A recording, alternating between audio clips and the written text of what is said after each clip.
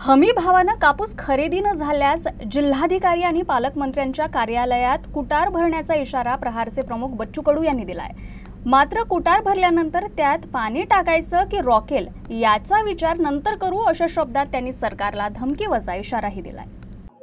कुटार भरू ना कलेक्टरच्या ऑफिस मध्ये नाहीतर मग पालकमंत्र्याच्या ऑफिस मध्ये। आता 35 से 4000 रुपये भाव आहे सोयाबीनचे।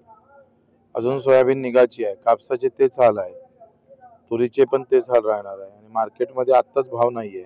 कापूस मोदीजीने आयात केला ट्रम्पच्या एका फोनवरून, ते घबरावले।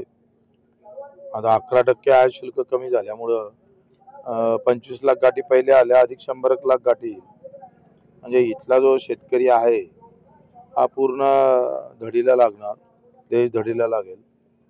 आणि म्हणजे मोदी जी पंतप्रधान व्हायच्या अगोदर सांगायचे हम कापड़ विदेश में भेजेंगे। अब विदेश का कपास ही आ रहा है, कापस भेजने की तो बात ही दूर है। सगळे लचके तोडणं सुरू आहे शेतकऱ्यांचे, कोणी बोलायला तयार नाही। आपसात भिडून दिलं महाराष्ट्रात ओबीसी, मराठा, दलित, मुस्लिम मांडत बसा। तर सीसीआयनं इतक्या अटी घातल्या का जिनिंगवाले ते खरेदी करायलाच तयार नाही। एवढ्या अटी घालून सीसीआय वाले 8110 रुपये हमी भाव आहे कापसाचे।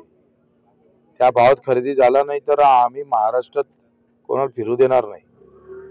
पंजाबच्या शेतकऱ्याचा 90% माल, शेतीमाल हा 90% खरेदी होता हमी भावामध्ये, आणि आमची इथं 10% पण होत नाही। हमी भाव भेट, एक तर पहिलेच हमी भाव बोगस आहे। बोगस हमी भावातही आमचं माल खरेदी होत नसेल तर मग शेतकरी आपला हिसका दाखवत